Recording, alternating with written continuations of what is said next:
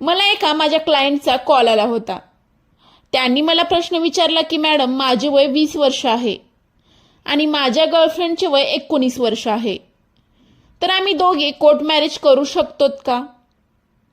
तर मी त्यांना असे सांगितले, तुम्ही आत्ताच कोर्ट मॅरेज करू शकत नाही, कारण की तुमचे वय कंप्लीट नाही।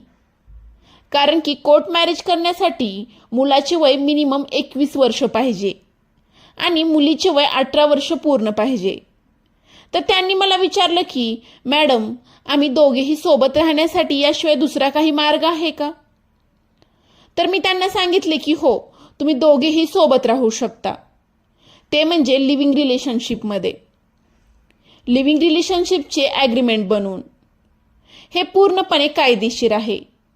तर कोणतेही कपल ज्यांचे वय 18 वर्षापेक्षा जास्त आहे तर ते लिव्हिंगमध्ये राहू शकतात, परंतु त्यांना लिव्हिंगचे ॲग्रीमेंट बनवून घेणे गरजेचे आहे।